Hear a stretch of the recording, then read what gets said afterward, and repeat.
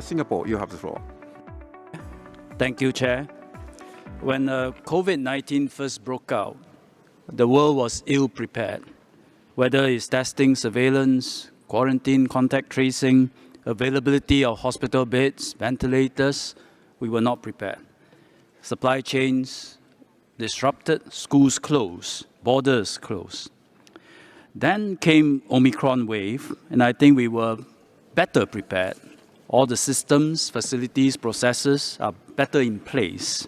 And thankfully, Omicron is a less severe variant compared to Delta. A next infection wave will inevitably come. It may either be BA.4, BA.5, or some other new variant totally, hopefully not as severe. Question is, will we be well prepared when it comes, likely the winter of this year? A lot of work has gone in, a lot of initiatives has been rolled out, and Singapore is thankful for all these initiatives.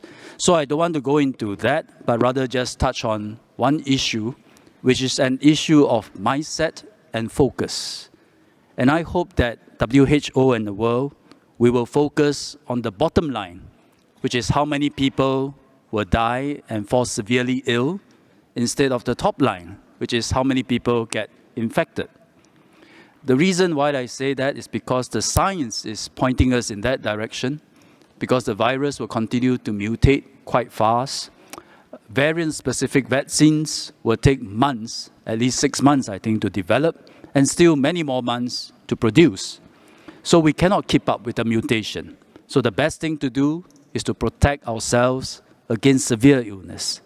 Furthermore, the expectations of our population is to continue to live life normally, rather than lock down and prevent infection. But to focus on the bottom line of severe illness is not our tendency.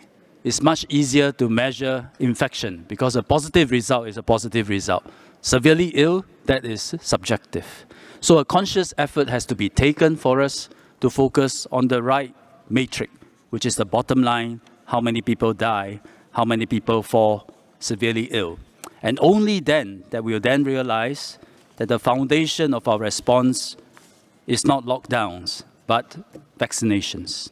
And we will put our minds to it to make sure that we have as many of our population in the world vaccinated as possible.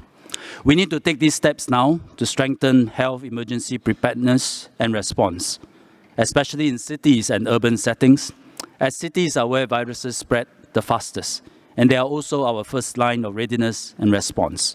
So on behalf of member states which co-sponsored the resolution on strengthening emergency preparedness in cities and urban settings, we thank member states for their support and look forward to the adoption of this resolution. Thank you.